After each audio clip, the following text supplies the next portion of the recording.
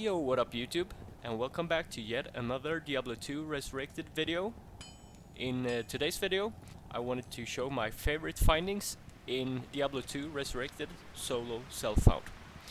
Now, a quick disclaimer is that I will not be showing you any runes, because if you've seen my previous video, you probably haven't because it barely has any views, but in my previous video I demonstrated my destruction druid.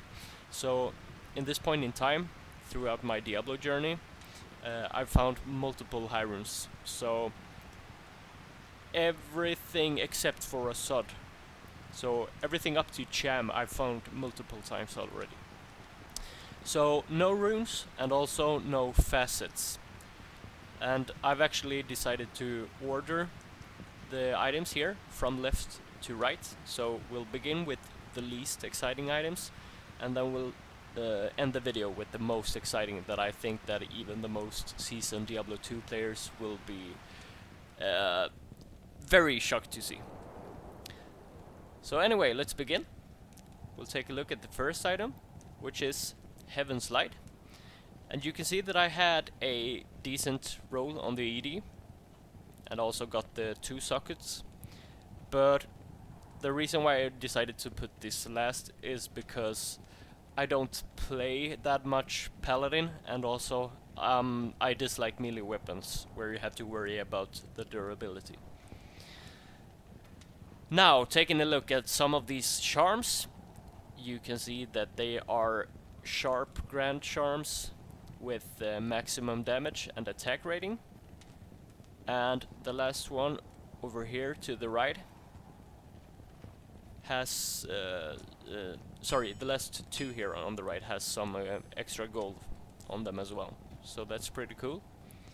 Not that I play melee characters that often, but I think I have, if I were to find Stormlash, I would actually like to experiment with a barbarian build with the last weapon that you can actually see on the bottom right.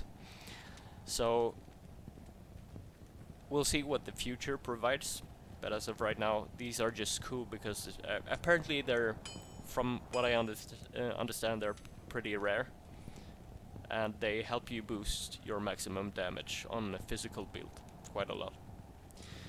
Now going over to the first weapon, you can see that it's a Wind Force, and the mana rolled pretty badly, but yeah, I mean, Wind Force doesn't have much variables to begin with, so I didn't care very much at the mana roll.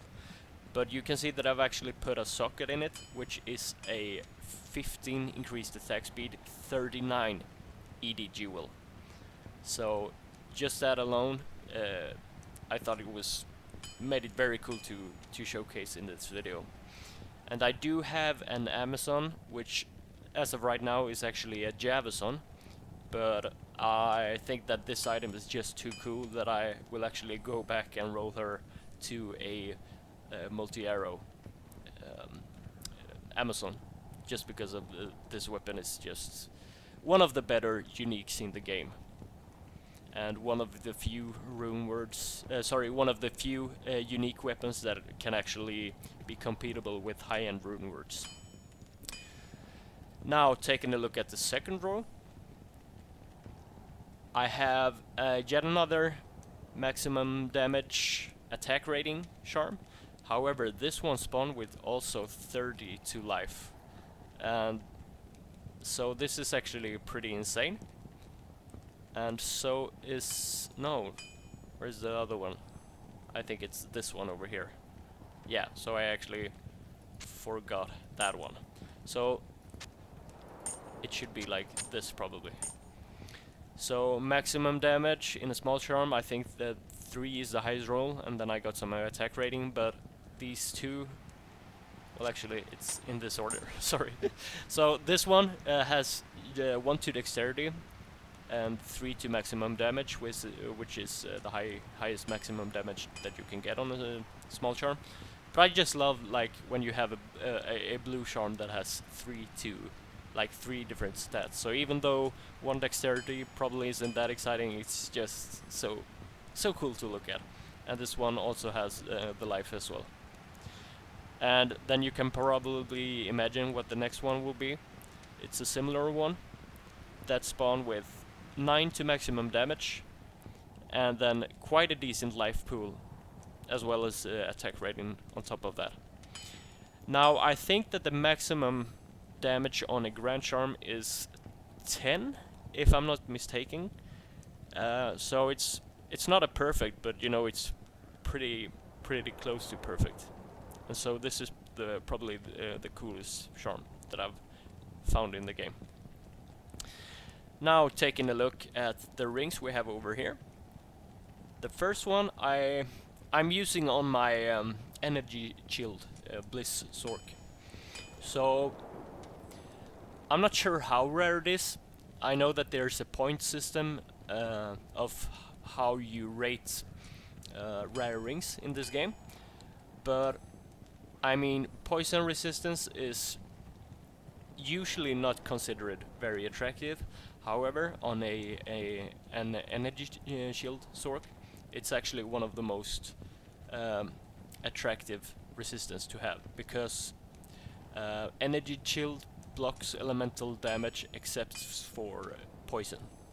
So just on those specific characters, they're pretty nice to have. So and then you can see that I also have some stats there as well, 10 to strength and 13 to energy, as well as the faster cast rate, which helps me with my Bliss Orc to hit the second highest teleport faster cast rate breakpoint.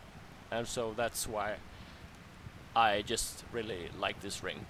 And you know, I haven't found that many rings with faster cast rate that also spawn with useful other mods, and so this is one of my favorite rare rings. Now going over to the next ring, it's just a Bulkados, and on my previous video I actually have multiple Bulkados at this point, and I actually have 2 of them which are perfect with 5% life stolen per hit. But I just decided to showcase this one. So Bulkados, you just love it. It has the 1+2 all skills and life stolen per hit, and also the life boost, which is just one of the better unique rings, especially on melee caster hybrid characters. And then you can probably imagine what I have over here to the right. It's the even more impressive Stone of Jordan. Now throughout my Diablo journey I've found 3 of these in total, but I only have this one left because the other 2 I actually sold to be able to slay what is it called? Not Uber Diablo, but to slay Diablo to get the Annie. So I actually have 2 Annies on 2 of the other characters that I have. So I've just decided to keep this one for my energy Sork, because it has that very important increased maximum mana by 25%, which is just insanely good to have on an energy Sork, since your mana pool is your life, pretty much. And now we get to the very exciting parts, and if you're a seasoned Diablo 2 player, you already probably know what the bottom left one is, but it's a Griffith's Eye. And I've got this maybe a year ago from Terrorized Andy. Of course, Terrorized Andy are just insane when it comes to drops. And it spawned perfectly on the enemy lightning resistance. And then you can see that I've actually put a perfect 5/5 facet in it, but the lightning damage on the base lacked 2% from being perfect. However, since -2 enemy lightning resistance is more important than lightning skill damage, it's still a very cool find that I don't see myself replacing anytime soon on my characters that are relying on lightning damage. Now taking a look at the last 3 items, and this is where the really fun part begins. The first one here is a Wolf Howl helmet. Now this helmet you see that this helmet has 3 different skills. So Feral, Rage, Lycanthropy and Werewolf. And these 3 different skills can actually spawn, I think it's somewhere in the range of 3 to 6. So on the skill of this helmet, I actually had the maximum roll of 6 on each skill, which is just incredibly fun to see. And the other variables are, I think, the ED, the strength, dexterity and vitality. However, on this item, I believe that the skill is much more important. And so, obviously, I'm using this on my Wolf Barbarian. Just an amazing find, and I love this item so much. Now, taking a look at the last 2 items. Second to last is my Death's Phantom. And as you can see, I have another facet in this one, and it's a 5/5 cold facet. Now, this item spawned perfectly on the cold damage, so 30% on the base is the highest roll that you can get on the cold damage, and then I have the extra 5 from the facet itself. So, just an amazing find. This item is very rare, very hard to come by, and that is also what I'm using on my Bliss Sork energy shield build. Now, the resistances rolled pretty low, but just judging by how rare this item is, I don't see myself replacing this item probably ever in my Diablo 2 career. It's just insanely good roll on the cold skill, and then, like I said, resistances not that great, but since this item is so rare, yeah, I won't be able to replace this ever, I believe. Just insanely good item. Makes the cold Sork so much stronger. And now, last but not least, this is just insane. It's a perfectly rolled Death Cleaver Ethereal. So this item, I mean, you probably won't believe it, but it's not a hero edited item, and you know, I don't manipulate, like I said in my previous video, I don't manipulate time zone, and I don't use any kind of, you know, yeah, what I'm getting at is that I'm not even cheating or in anything. This is just, sorry, I'm getting quite distracted here again, but this is just an insane find. So every stat on this item is perfectly rolled. So the ED, and I believe the life after each kill, and I believe it's only those 2 actually, but the ED has quite the range that it can roll between. So I believe it's somewhere from 200 up to 330, like you can see on this item. I'm not quite sure, but somewhere around there. And the life after each kill, I believe it's between 6 or 9 or something like that. But what makes this even so much cooler is that it's ethereal, which makes the weapon damage base 50% higher by itself. And I think, I'm not sure, I don't remember, but the odds of an item rolling ethereal to begin with is pretty damn low. So yeah, this is just so insane, and you can see that I've actually put a nom in it, and that's because, like I said earlier in this video, I haven't found a sod yet.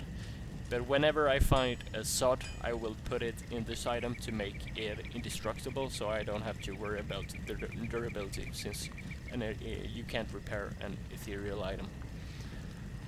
And then I would like to experiment it on my barbarian with maybe I would like to try what is it called? like the barbarian build that double swings and hits faster and faster. Yeah, you know which one I'm talking about probably. So I would like to pair that with a Stormlash if I were to find one, because I'm just curious to see how static field works in increasing the barbarian's AoE capacity. Because, like I said in previous video, melee builds aren't. I rarely play melee builds, mostly when I'm doing Uber actually, which been quite some time now, and so that would just I think that this item and yeah, potentially, like I said, Stormlash or something else will actually make me go back to playing more melee builds just because the insanity of this item alone, you know. So anyway, I've been talking quite a bit in this video, and it got a bit lengthier than what I imagined, but that's what happens when you're talking about your favorite video games and your favorite items, I guess. So there's that. So anyways, thank you very much for watching this video, and I hope that you found this interesting. And yeah, we'll see what the future brings in terms of video or, you know, content uploads.